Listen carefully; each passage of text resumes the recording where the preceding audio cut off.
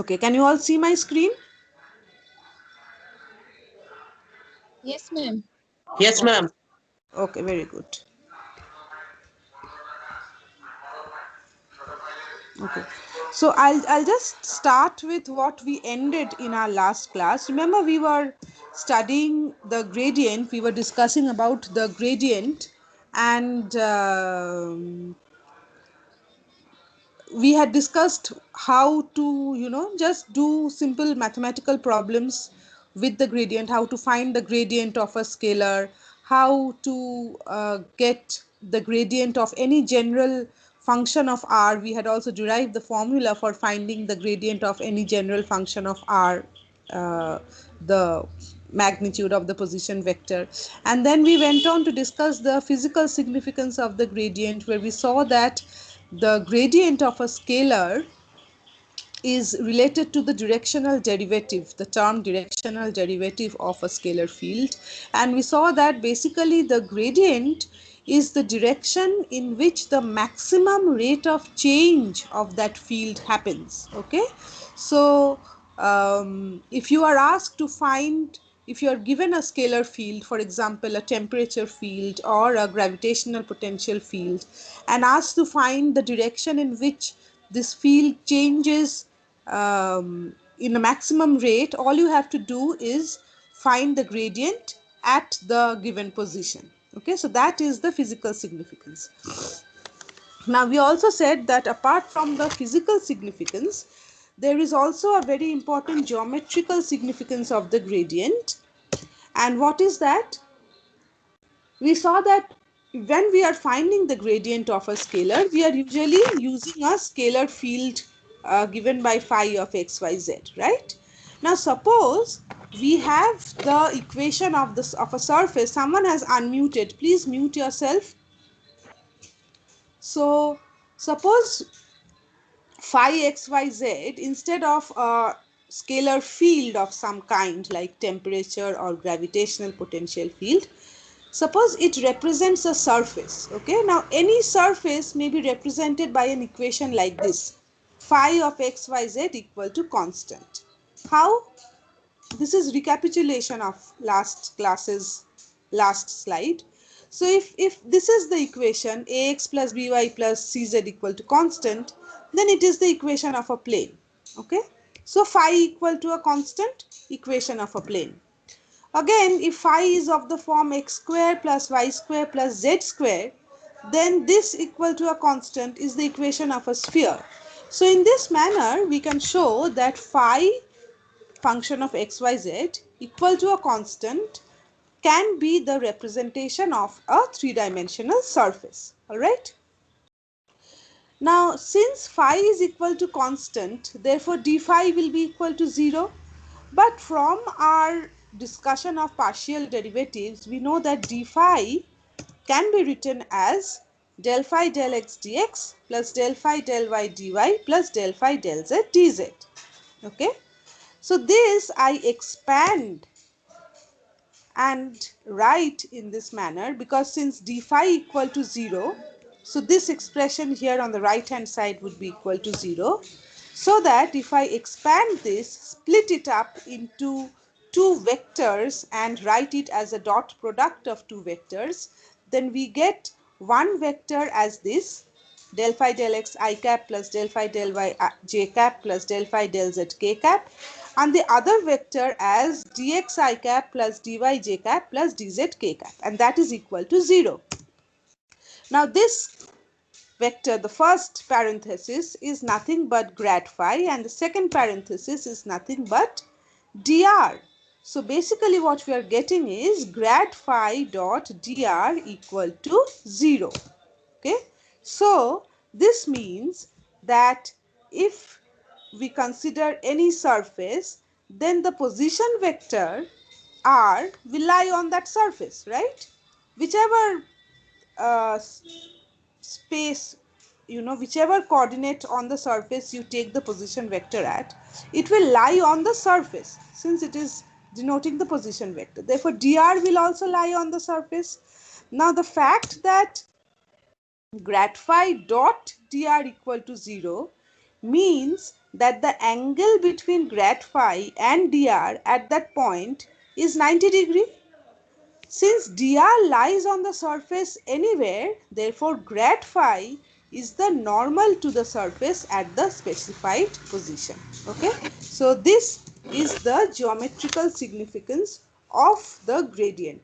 So if you are given the equation of a surface and asked to find the normal to that surface at any given position, then all you have to do is find the gradient of the given function phi at the prescribed position, and that will give you the normal at that point. Okay, has everybody understood this? Is this clear to everybody? Yes, ma'am. Okay, Yes, so ma'am. now we'll quickly do a couple of problems which will clarify this further. Okay, everything in mathematical physics, whatever physical geometrical interpretation you do, whenever you accompany it with a related problem, the thing becomes clear. Okay, so suppose you are asked to find the unit normal to the surface given by this equation x square y plus 2xz equal to 4 at the point 2 minus 2 3. Okay, so what do? First step, identify phi. Okay, so phi is x square y plus 2xz equal to 4, which is the constant. So we know that d phi equal to 0.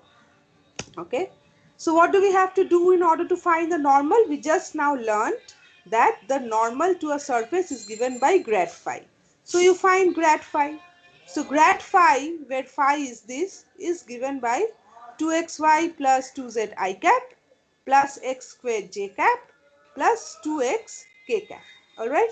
So at the given position 2 minus 2 3, grad phi is given by minus 2 I cap plus 4 j cap plus 4 k cap. Okay, please note if I have done any algebraical mistake. I am very bad at mathematics. I very often do mistakes with numbers. So if I have done any mistake, then please point it out.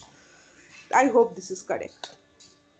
Okay, so once you find grad phi at the given point, so basically this is the normal at the required point, required position to the given surface. This is the normal. But in this particular problem, you have been asked to find the unit normal. Okay. So, step 2 is unit normal. You find grad phi by mod grad phi, which is of course very elementary work. Grad phi divided by root over comes out to be 36.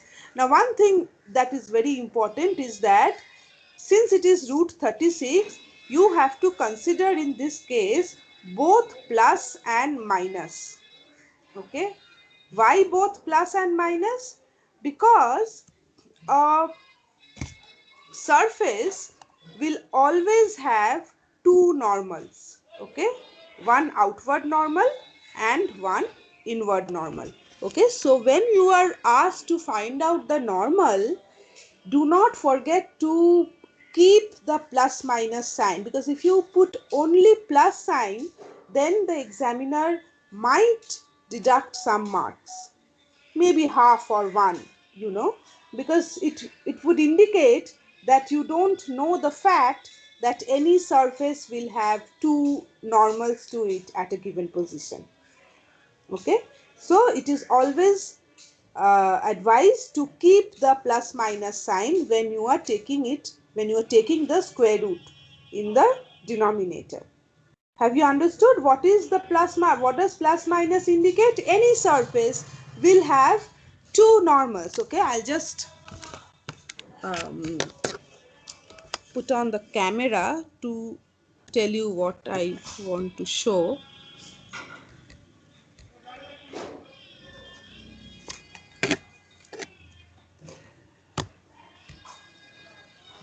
Okay, can you all see me? Yes, Yes, ma'am. ma'am. Okay, so suppose this is the surface, all right.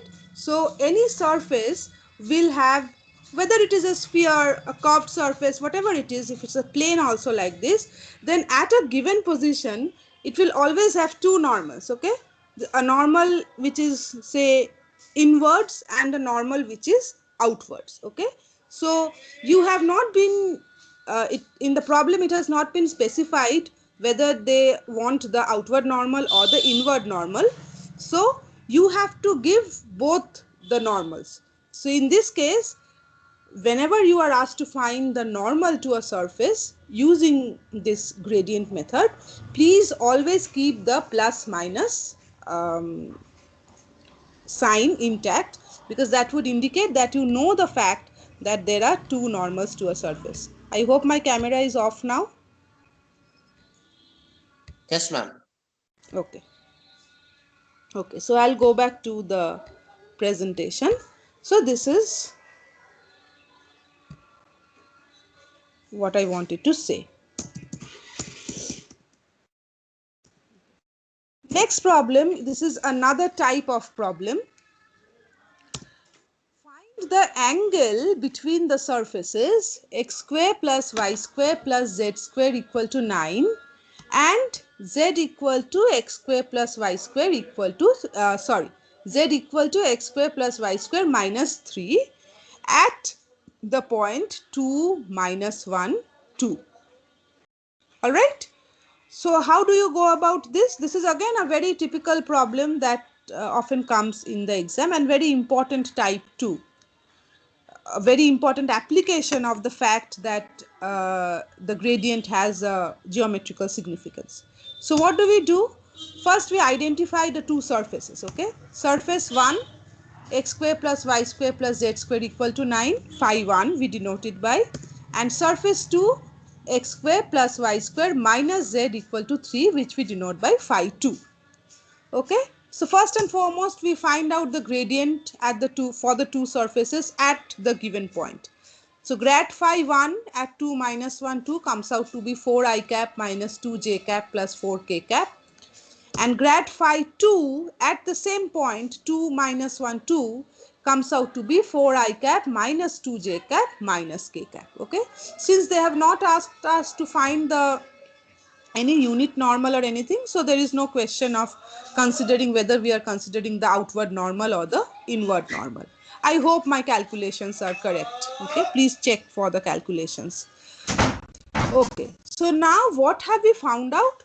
There are two surfaces, and for the two surfaces at one point we have found the normals to the two surfaces. So basically these two surfaces are intersecting because they have asked for the angle between the two surfaces at the point, and at the prescribed point we have found the normal. So in order to find the angles between the two surfaces, if we can find the angle between their normals, then that will also give us the angle between the two surfaces. Clear?